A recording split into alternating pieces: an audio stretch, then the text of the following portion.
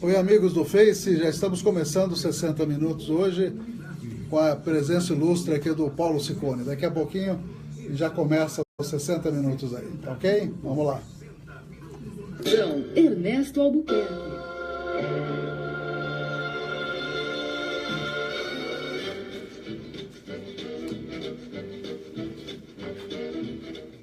São 13 horas e 13 minutos, muito boa tarde a todos. Aqui é Ernesto Albuquerque, juntamente com Oswaldo Tonelli, mostrando as notícias do dia daqui do Brasil e do mundo, aqui nos 60 minutos da Cidadania FM. Vamos aos destaques da edição de hoje.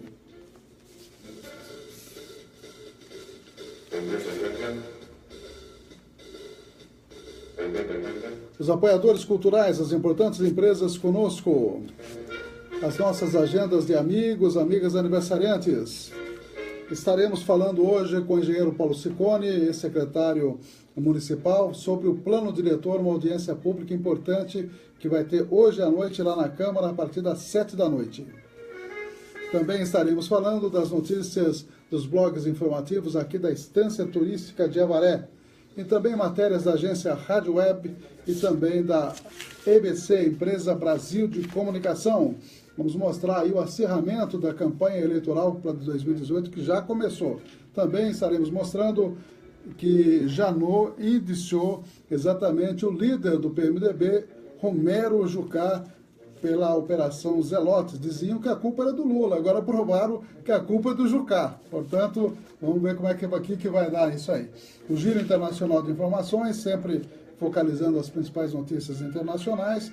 E História Hoje, trazendo o Dia do Folclore, que é exatamente comemorado na data de hoje. Entre outras informações, também a previsão do clima aqui para a Estância Turística de Avaré. Apoiadores culturais e voltamos já já. Cidadania FM, 60 minutos. Clínica de Vacinação, Largo São Benedito, 103. Fone 3732-2486. 3732-2486. Cidadania FM, 60 minutos. Farmakit, Rede Multidrogas, a maior rede do interior paulista. Em Avaré, na Rua Minas Gerais, 601. Fone 3732-4089. 3732-4089. 60 minutos. Jornalismo levado a sério. A notícia como ela é. São 13h15, conosco a UDI Ressonância Magnética, nosso amigo Dr. Ronaldo Abdala, Mato Grosso, número 800, 3732-3264, das 7 às 18 e de segunda a sexta-feira. Também Miranda Táxi conosco, 997-299608. Você pode antecipadamente agendar a sua viagem para qualquer ponto do Brasil. E também a NT Chaveiros, Avenida Paranapanema, 263, 997-61 1501, o telefone 24 horas do Nelson. Já são 13 horas e 16 minutos, a previsão do clima aqui para a Estância Turística de Avaré, mínima de 7 graus hoje, máxima de 22, e que frio fez ontem, hein? Hoje a umidade relativa do ar é de 61% e 91%, e a velocidade do vento a 22 km/h, soprando bem o vento, viu, Titonelli? 6h35 o nascer do sol, 18h02 o pôr do sol, e depois do pôr do sol, nós já vamos ter audiência pública lá na Câmara, né? Por isso que o Ciccone está aqui, né, Ciccone? Tudo bem? Paulo Ciccone, que foi secretário municipal do governo Poio Novaes, e vai falar sobre essa audiência, a importância da audiência do plano diretor dessa noite. Boa tarde. Boa tarde, Ernesto. Boa tarde, ouvintes da Cidadania FM.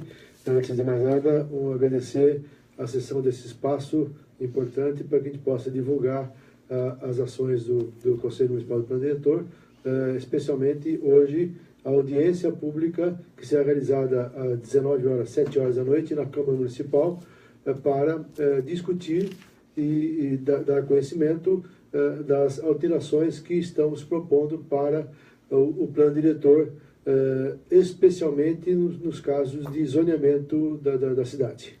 Então você poderia, eu estava me mostrando inclusive que são vários itens, então eu gostaria que você destacasse aí os principais itens, aquilo que, aquelas decisões que eventualmente podem gerar mais conflitos, né? Então eu gostaria que você desse uma resumidinha para a gente. São bastante alterações, e tanto é que nós dividimos em 3 audiências públicas. A primeira já foi realizada no Costa Azul, foi específica para o Costa Azul, realizamos dia 18 audiência lá.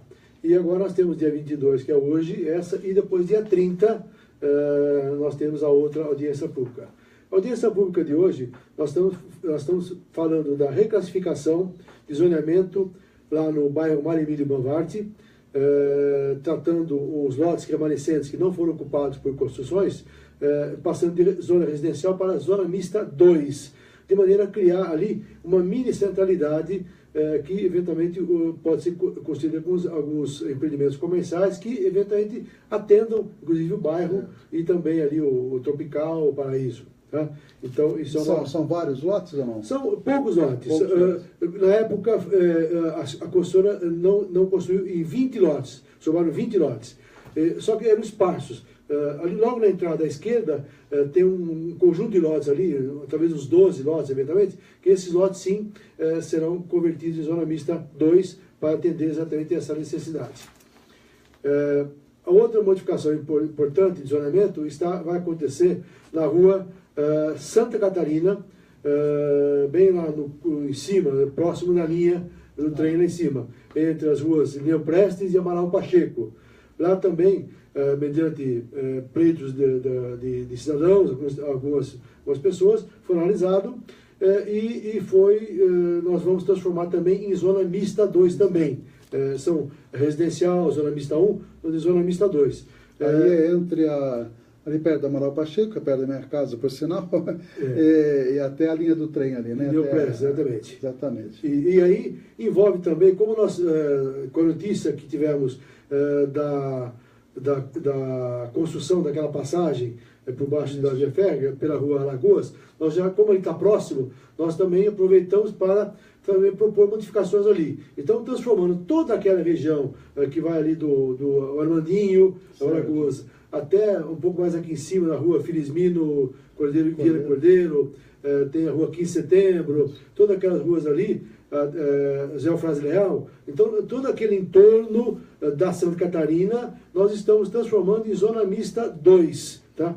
Exatamente por quê? Isso permite o comércio, não é isso? Né? Isso, exatamente. Zona mista que permite a convivência de residência com comércio, indústria e serviços. São atividades comerciais de até nível 3 de incomodidade, que é nível médio de incomodidade, tá certo?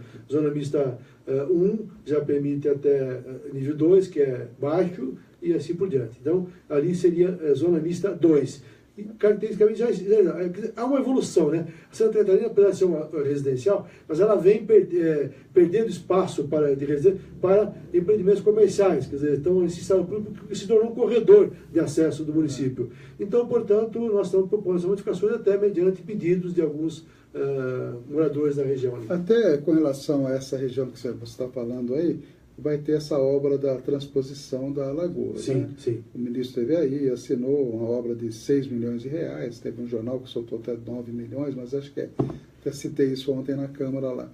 E conversando com o ex-prefeito Wagner Bruno, ele nos lembrou que ali estavam previstos do lado de lá da ferrovia piscinões.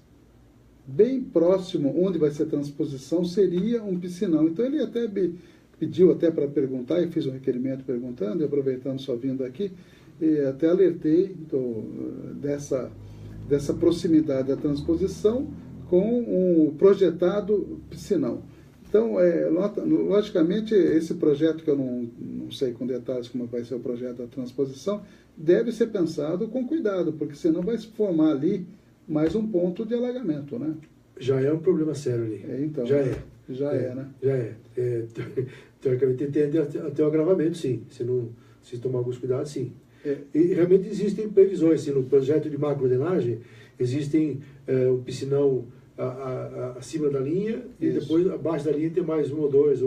Parece que são dois do lado de lá, e pro lado de cá, perto da Amaral Pacheco, ali seria um. Né? Exatamente, ao contrário do que eu falei. Mas, teoricamente, isso não atrapalha, essa transposição não atrapalha, mas se não fizer essas medidas, realmente tende a ser mais crítico. Se não criar um outro ponto aí de complicação. Já é crítico. O Armandinho sofre com os alagamentos. Eu estive lá, inclusive, É muito sério o problema de alagamento ali.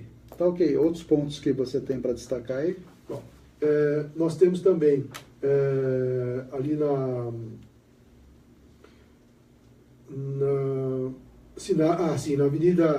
Avenida Paulo de Novaes, os trechos entre a Rua Visconde de Mauá e a Rua Doutor Arnaud de Banvart, nós estamos passando de ZM1, que permite menos impacto, para ZM2.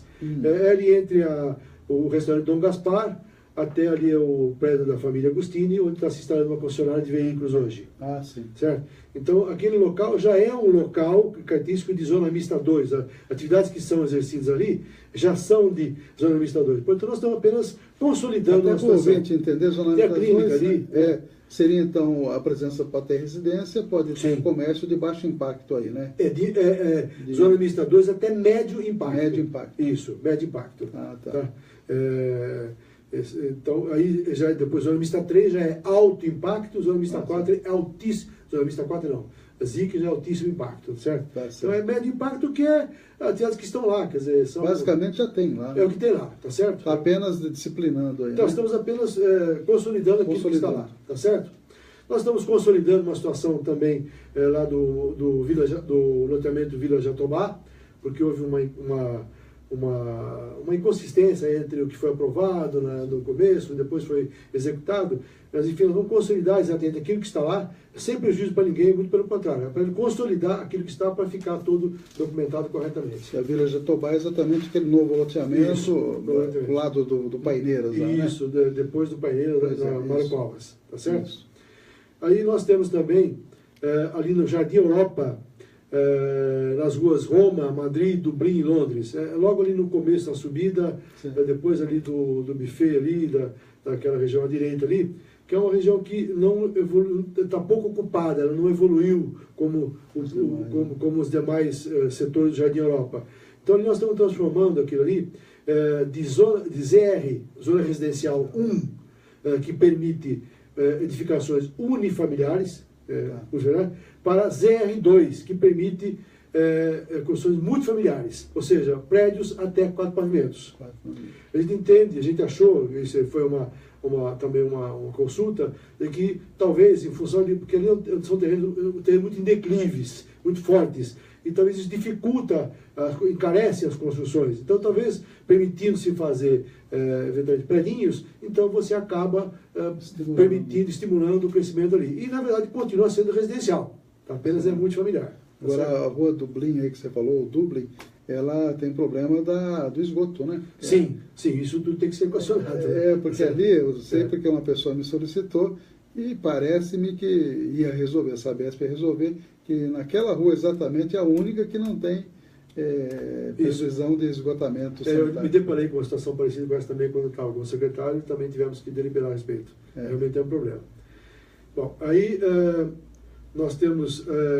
então, nós estamos hoje acertando também um conceito de ZEIS, Zona Especial de Interesse Social. A Zona Especial de Interesse Social são os conjuntos habitacionais, Minha Casa Minha Vida, etc. Assim, tá. Então, eles têm um caráter essencialmente residencial, mas ele permite que você instale ali alguns empreendimentos comerciais de nível 1 de comunidade, ou seja, nível 1 de comunidade, ou seja, de baixíssimo impacto. Isso por quê?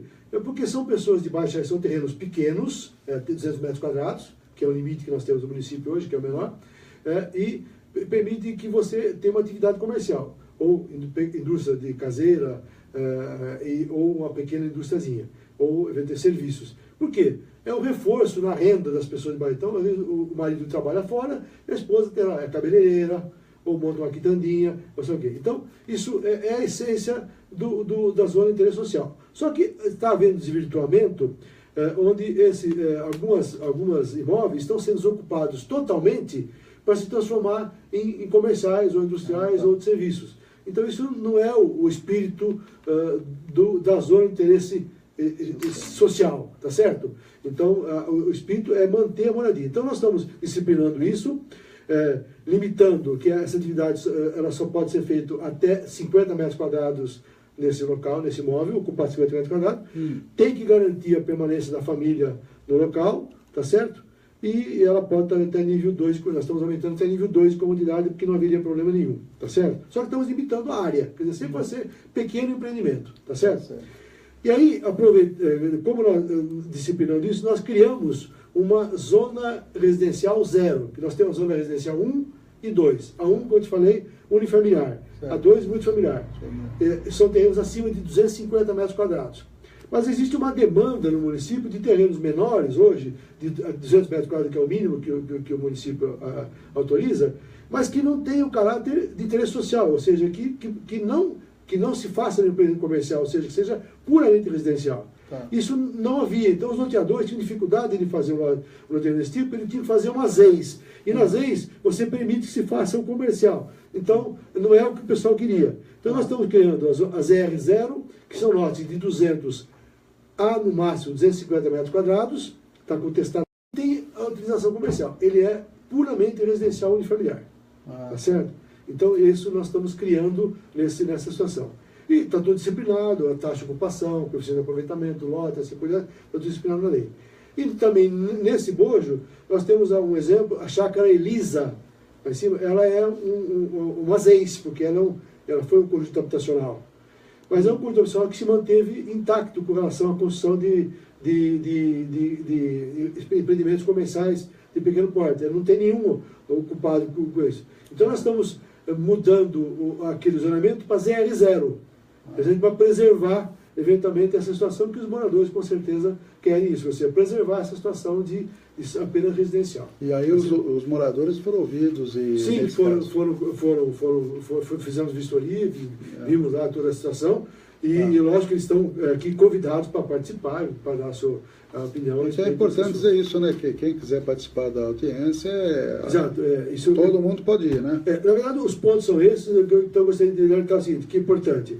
A participação é aberta a todos os munícipes, tá, que têm interesse, que gostem eventualmente de discutir a cidade, e especialmente para as pessoas que estão envolvidas nesses locais, né, que estariam envolvidos, os engenheiros, arquitetos, os construtores, os corretores de imóveis. Os próprios moradores, né? Os moradores dessas regiões, tá certo? E tudo isso aí, o que você acha mais polêmico aí? Tem alguma coisa polêmica ou é uma coisa mais de consenso? Não tem, acho que a gente viu que isso é um consenso legal, quer dizer, acho que não vejo assim, nenhuma situação que criou uma situação. Agora, esse próximo aí, até próximo do resíduo, na Água Branca, já foi uma reivindicação mais antiga, né? Teve uma senhora que frequentou lá, não tem nada a ver com essa decisão. Da onde? Qual? Ali perto da estação do trem ali da Rua Lagoa, sim. Santa Catarina. Sim, ela está envolvida nessa senhora. Quer dizer, o imóvel dela está na região ali, tá certo? Mas outras pessoas já pediram a transformação, várias pessoas já solicitaram para poder colocar lá um consultório, colocar um escritório de advocacia, entendeu? Porque está se tornando um corredor de serviços, né? Naturalmente está acontecendo isso. Quer dizer, aquela situação de residencial pura já se perdeu, quer dizer, vem se perdendo ao longo do tempo. Então nós estamos eventualmente consolidando essa situação. Teve até um caso, você falou em advogado, consultório, escritório, essas coisas. Até umas semanas atrás, um amigo meu, enfim, que reside ali no Jardim Europa, bem ali na rua, aquelas ruas principais de Irlanda, por ali, né? Sim. E que reclamando exatamente da presença de um escritório de advocacia ali. Sim. Não sei se até foi resolvido, eu passei o caso lá para fiscalização, não sei se de fato foi resolvido, mas ali é nitidamente residencial, né? Sim, claro. Ali é ZR1, né? ZR1 ali, que só pode fazer residência unifamiliar. Tinha inclusive um totem, não sei se está lá ainda, de advocacia ali, uma propaganda, né, bem de uma determinada casa ali. Ali realmente acho que era incompatível, né? Incompatível, exatamente, incompatível. Então tá ok. Então 7 horas da noite hoje? 7 horas da noite hoje, e mais uma vez agradecer o espaço. Deixa eu fazer uma perguntinha, você falou eu até acabei, como vereador, não participando, porque de fato me passou despercebido, essa do dia 18 lá no Costa Azul, né? Lá foi tudo bem, as conclusões foram todas de consenso também? Como é que foi? Veja bem, nós tivemos um quórum até, quer dizer, baixo, né? Mas tivemos, alguns moradores foram até lá. Nós já tentamos fazer um ano passado que não foi ninguém, tá certo? E essa vez nós tivemos alguns moradores que realmente foram para lá. Todos que estiveram lá interessados no assunto, pessoas de boa índole que estiveram lá presentes.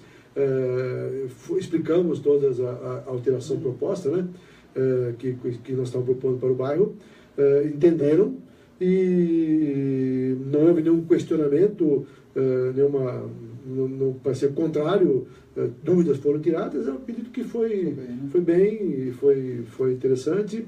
É bom que se tivesse mais pessoas, mas infelizmente é o que nós fizemos e acabou. O plano diretor fez a sua função de aliás, nós propusemos ir até lá para evitar que ele tivesse deslocado até aqui, para facilitar. Fizemos no salão paroquial da igreja lá.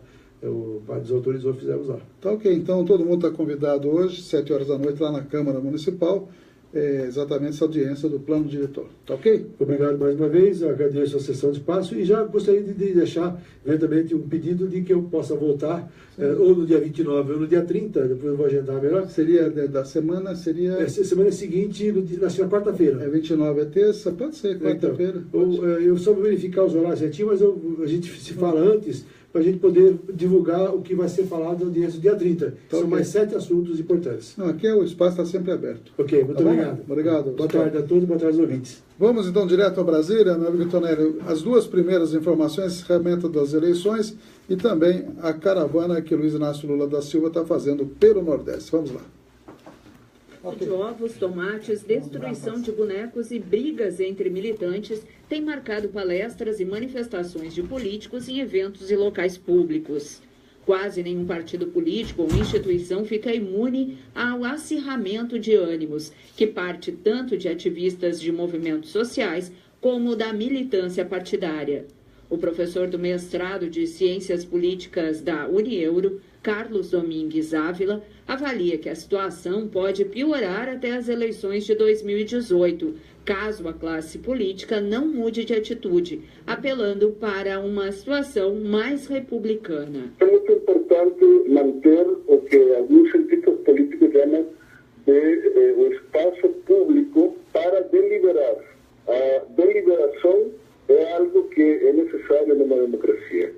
E, então, nesse aspecto, apelar para uma conduta republicana e construtiva da militância e dos simpatizantes dos diferentes partidos, isso é algo muito importante. O cientista político e fundador do Centro de Estratégia, Inteligência e Relações Internacionais, Marcelo Suano, alerta que o acirramento dos ânimos põe em risco a democracia enquanto o cidadão não reconhece a autoridade das instituições. O que o cidadão está dizendo? Eu vou fazer isso porque você não é mais porta-voz de uma instituição, você não é mais porta-voz de uma regra legitimada pela sociedade, aceita pela sociedade, de que nós temos que nos submeter e você, sendo porta-voz, nós não podemos te tocar, porque você é a própria instituição. O que ele está dizendo? Você não é mais essa instituição, você é um homem qualquer, por isso nós queremos você fora. O problema é que quando as pessoas chegam a esse ponto, significa que elas já não conseguem mais identificar quase ninguém como porta-voz das instituições. Já foram alvo de ações o prefeito de São Paulo, João Dória, o deputado Jair Bolsonaro, o ex-presidente Lula e até o ministro do Supremo Tribunal Federal, Gilmar Mendes. Agência Rádio Web, de Porto Alegre, Tatiane de Souza. Notícias com credibilidade. Jornal 60 Minutos, com Ernesto Albuquerque. O ex-presidente da República, Luiz Inácio Lula da Silva, segue viajando pelo Nordeste do país. Nesta segunda-feira, ele recebeu o título de honoris causa da Universidade Federal de Sergipe. A entrega da distinção ocorreu na cidade de Lagarto. Durante um evento no município de Estância, também no Sergipe, Lula reconheceu que o Partido dos Trabalhadores também acumulou equívocos durante o período em que esteve governando o Brasil. Eu sei que nós não fizemos tudo. Eu sei que talvez a gente cometeu erro. Se a gente tivesse aqui para falar, certamente ele ia reconhecer que tem erro. Mas veja, essa gente que deu um golpe e aqui em Sergipe fazia um discurso dizendo que era preciso derrubar Dilma, que era preciso derrubar o PT, que o país ia melhorar.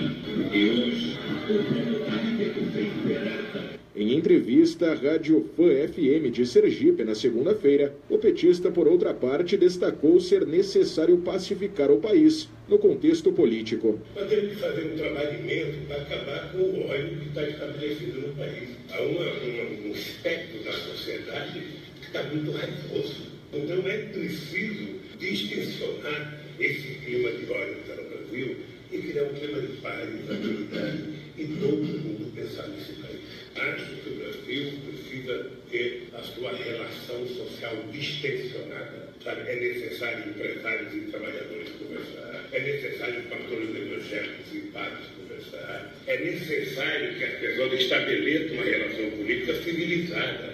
Ao receber o título de honoris causa na Universidade Federal de Sergipe, Lula reforçou que os investimentos feitos durante seus governos em educação foram para democratizar o acesso da juventude brasileira ao ensino superior, em especial. O ex-presidente Lula já visitou cidades na Bahia e Sergipe e, na sequência, rumará para Alagoas. Agência Rádio Web, com informações de Aracaju, Diego Brião. Cidadania FM, 60 minutos. Clínica de Vacinação, Largo São Benedito, 103. Fone 3732-2486. 3732-2486. Cidadania FM, 60 minutos.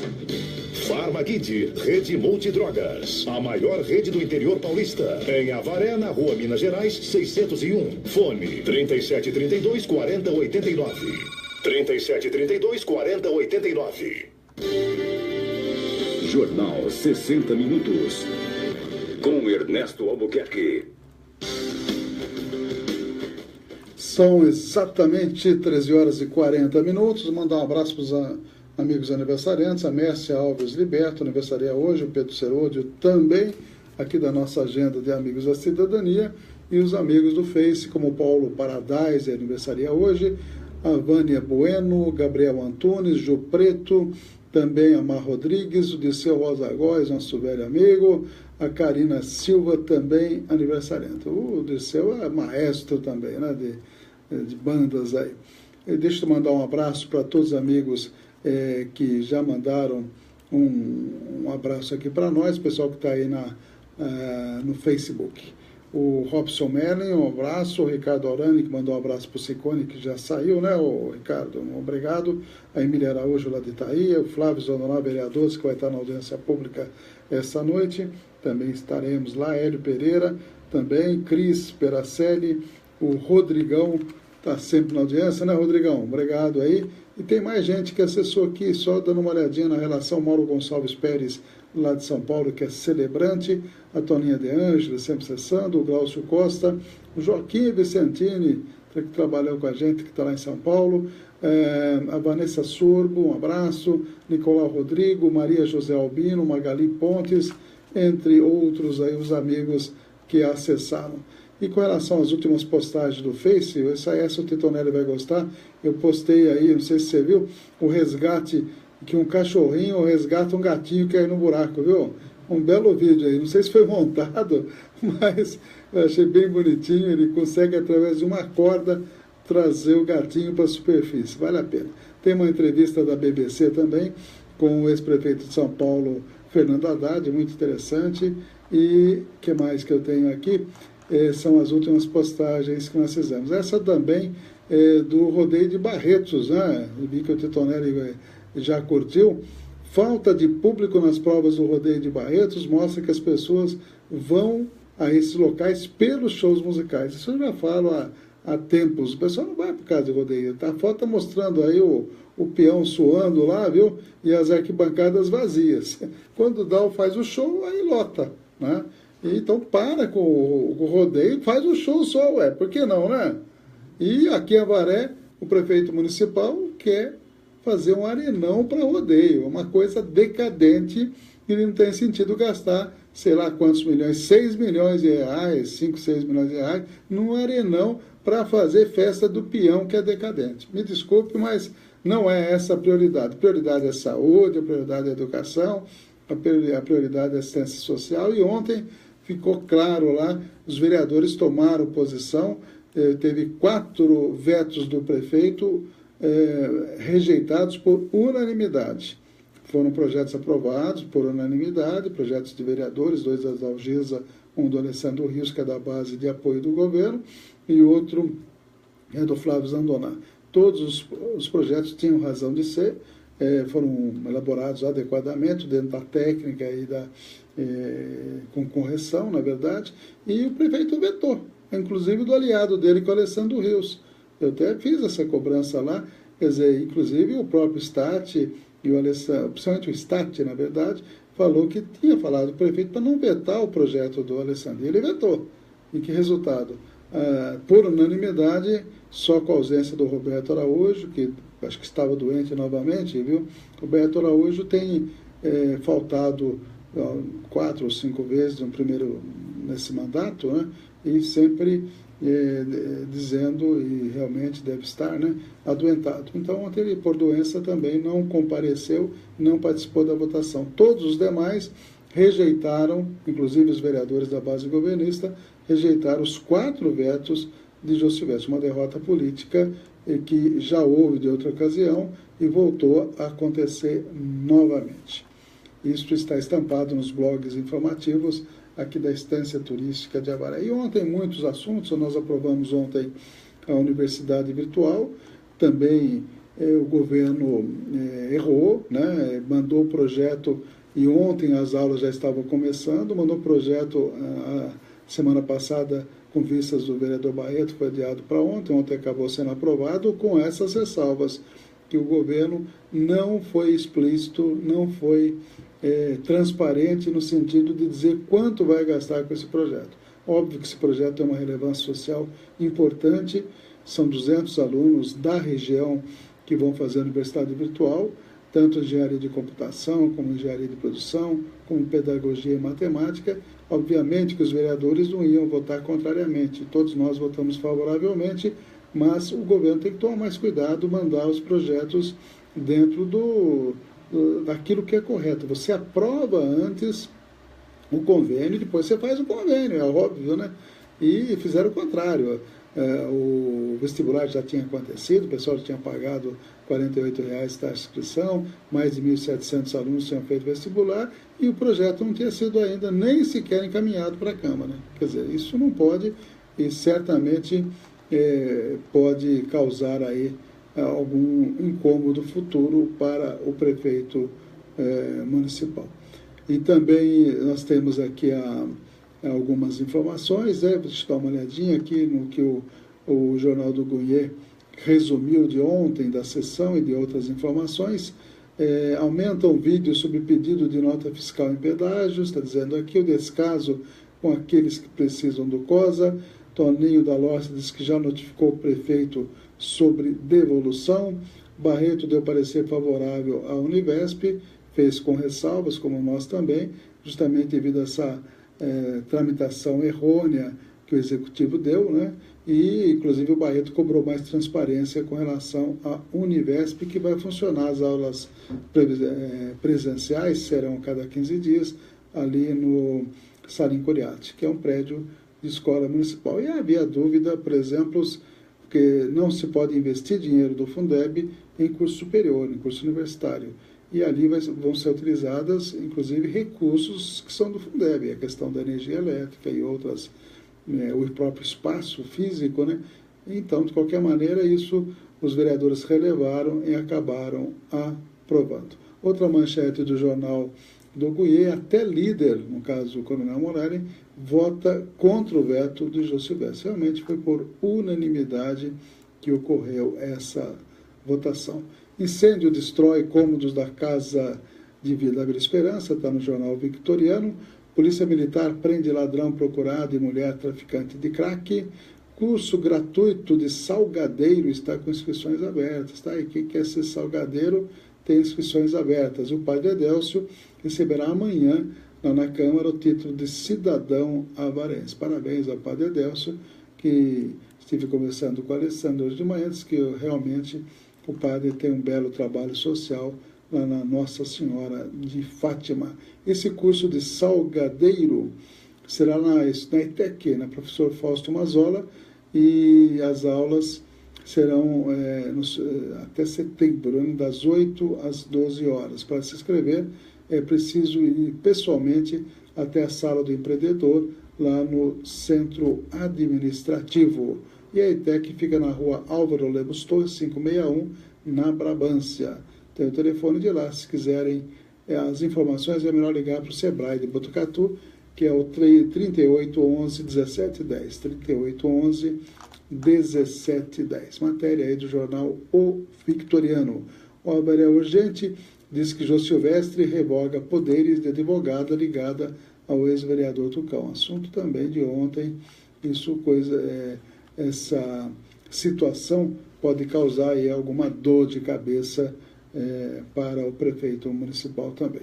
São exatamente 13 horas e 49 minutos, são informações que nós temos para vocês. Ontem, uma sessão com bastante debate, bastante discussão, como deve ser feita, na verdade, uma sessão de Câmara, mas e os 4 vetos do prefeito foram rejeitados numa derrota política significativa. Sônia Cromo, lá de Santa Bárbara do Oeste, também acessando. Um abraço. E vamos a mais informações direto de Brasília. Podemos colocar essas 3 próximas matérias, viu, Titonel, na sequência. O Janot denunciando o Jucá. Inclusive, interessante isso, é na Operação Zelotes.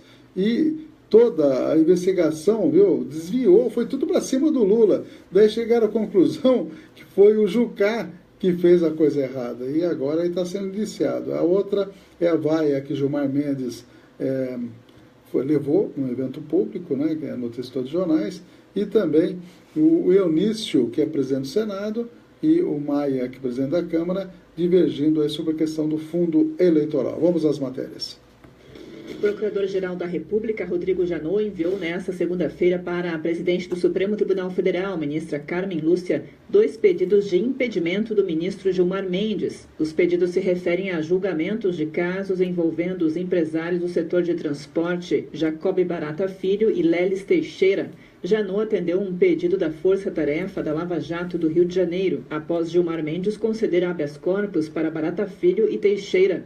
Os 2 foram presos durante a Operação Ponto Final, que investiga o pagamento de propinas por parte dos empresários a políticos. No pedido, Janot alega que vínculos pessoais impedem o magistrado de exercer com a mínima isenção as funções no processo. Gilmar Mendes é padrinho de casamento de Beatriz Barata, filha de Jacob Barata. Além disso, a esposa do ministro é tia de Francisco Feitosa Filho, que se casou com Beatriz. Os procuradores alegam ainda que Barata Filho é sócio de Francisco Feitosa de Albuquerque Lima, cunhado de Gilmar Mendes, na empresa Autoviação Metropolitana Limitada. O ministro Gilmar Mendes chegou a declarar em São Paulo durante um evento que não se sente impedido de atuar no caso e alega que o pedido é um ataque pessoal. Agência Rádio Web de Brasília, Alexandra Fiore.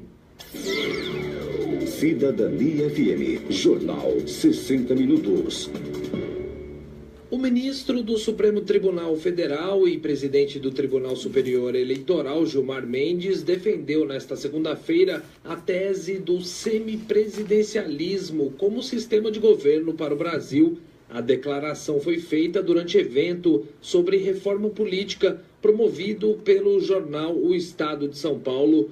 O semipresidencialismo é um sistema de governo em que o presidente partilha o poder executivo com um primeiro-ministro. De acordo com Gilmar Mendes, a adoção do semipresidencialismo blindaria o país de crises políticas que se repetem. Nós precisamos rediscutir o sistema de governo. Também os presidentes cada vez mais são Câmara dependente, Congresso dependente. Então é preciso que a gente separe as coisas de Estado das coisas de governo. E por isso me parece que um semipresidencialismo seria o melhor caminho. No final do evento, o ministro foi vaiado por um grupo de manifestantes que mostravam cartazes com as frases "Fora Gilmar" e "Vergonha". Os manifestantes condenaram o magistrado pela soltura do empresário Jacob Barata Filho, conhecido no Rio de Janeiro como o Rei do Ônibus. Na última sexta-feira, Gilmar Mendes mandou soltar novamente Jacob Barata. O Ministério Público Federal, no Rio de Janeiro, havia enviado ao Procurador-Geral da República, Rodrigo Janot, um pedido de impedimento de Gilmar Mendes para atuar no caso. Um dos argumentos é que a filha de Barata é casada com o sobrinho do ministro, que foi padrinho de casamento. Gilmar Mendes afirma que, pela lei, não há nenhum impedimento para a atuação dele neste caso. Agência Rádio Web de São Paulo, Wellington Mesquita. 60 minutos. Jornalismo levado a sério. A notícia como ela é. O fundo para financiar as campanhas políticas no próximo ano continua gerando muito debate na sociedade civil e entre os próprios políticos. Nesta segunda-feira, por exemplo, os presidentes da Câmara e do Senado divergiram sobre a criação e o valor do fundo. O chamado Fundo de Financiamento à Democracia, que nada mais é que dinheiro público para pagar a conta das campanhas, será de 3,6 bilhões de reais. O valor deve ser aprovado nesta semana pela Câmara, que votará a reforma política. Rodrigo Maia diz que o valor é alto, especialmente pensando no momento de crise do governo. Porém, segundo o presidente da Câmara, o montante para financiar as campanhas deve cair ano a ano, com a mudança do sistema eleitoral.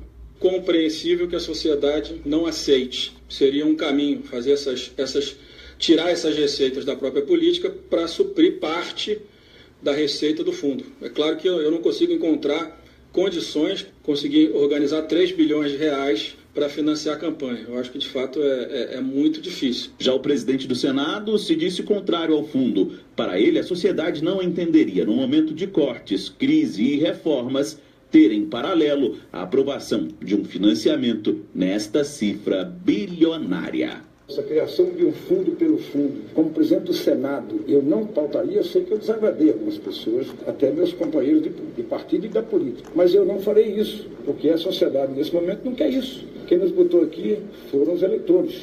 Então eu tenho que estar atento a isso. Nós temos todos que estar atentos ao que pensa, não nós, os parlamentares, mas o que pensa o Brasil. A criação do fundo depende da aprovação da Câmara e do Senado. Como se trata de uma PEC, o quórum para ser aprovado é alto, 308 deputados e 49 senadores no mínimo, em 2 votações. Se for rejeitada em uma das casas, a proposta não anda. Por isso, nos bastidores já há articulação para tirar o fundo de financiamento da PEC e votá-lo como projeto de lei, que exige quórum menor e o processo de votação é em apenas uma etapa.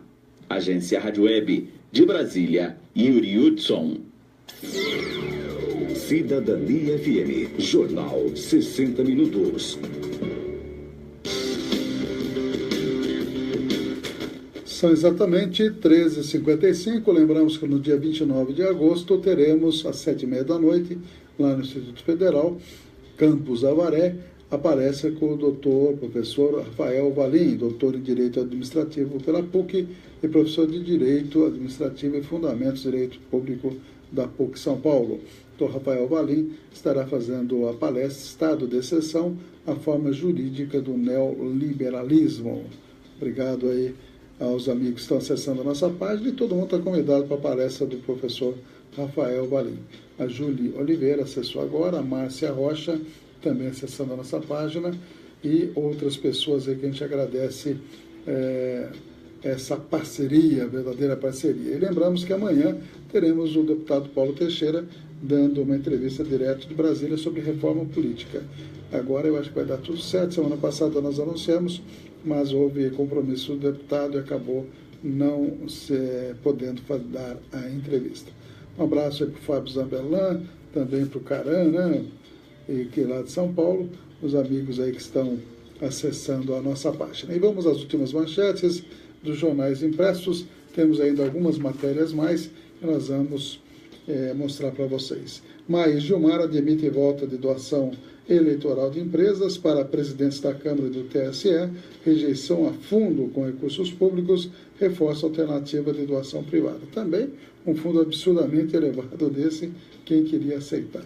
Para fazer caixa, o governo quer privatizar a Eletrobras, Janot denuncia Jucá por suposta venda de medida provisória e terrorista que conduziu van lá em Barcelona em ataque a Barcelona, lá nas Las Ramblas. Ele é morto. Tá aí, conseguiram localizar o marroquino Younes Aboyacoub, de 22 anos, autor dos atentados que deixaram 14 mortes e 130 feridos na Espanha. Soldado teria informado o tráfico sobre a ação militar, já está devidamente preso. Ex-chefe do Verde aponta irregularidade em licenças. São notícias aí que nós temos no jornal O Estado de São Paulo. E o site UOL diz que o governo não incluiu Eletronuclear e usina de Itaipu na privatização da Eletrobras. Após o anúncio de segunda-feira, as ações da companhia subiram 40% na Bolsa. Dilma vê alta na tarifa e risco de apagão com Eletrobras privatizada. Está aí. São os dois lados da moeda. Em alegações finais, defesa disse que Sérgio Cabral foi bode expiatório. Barça cobra 31,5 milhões de Neymar pela ida ao PSG. O clube espanhol cobra parcela que pagou em contrato de renovação. Já Neymar amenizou, disse que só tem carinho pelo Barça. Rio de Janeiro tem média de 15 assassinatos por dia no primeiro semestre deste ano. 15 mortes por assassinato por dia lá no Rio de Janeiro, só no primeiro semestre. Dodge terá equipe de veteranos em casos famosos de corrupção. Ela que assume a Procuradoria-Geral da República no dia 18 de setembro. São as notícias que nós temos aí para vocês. E ontem, nos Estados Unidos, teve um eclipse lá no Oregon, em vários estados, né? E a eclipse inspira casal a escolher nome para a filha. Vai chamar Eclipse a moça? Que coisa complicada aí. E também o Estadão traz várias fotos aí das pessoas olhando para o eclipse total do Sol lá nos Estados Unidos, que pode ser visto de leste a oeste nos Estados Unidos. Ontem o fenômeno durou menos de 3 minutos. Até nós postamos uma foto, aliás, um vídeo bem elucidativo, bem interessante desse eclipse total do Sol. Nós temos ainda o Giro Internacional e temos História Hoje falando do Dia do Folclore. Uma boa tarde a todos. Amanhã tem mais 60 minutos, tudo correndo bem com a entrevista sobre reforma política do deputado federal Paulo Teixeira. Uma boa tarde a todos. Continua a nossa programação no 104.9, no www.radiocidadania.com.br e também nos aplicativos Radiosnet e TuneIn. Um abraço para o João, que mora lá em Bauru, que é representante do laboratório, e me mostrou no celular, viu, Tonelli, que ele ouve a cidadania lá na cidade dele e pelo TuneIn. E mostrou até no seu próprio celular. E conhece a programação da cidadania. Hoje está aqui em Avaré. Um abração para o João. Obrigado aí pela preferência. Boa tarde a todos. Até amanhã. Um abraço aí, pessoal do Face. Jornal.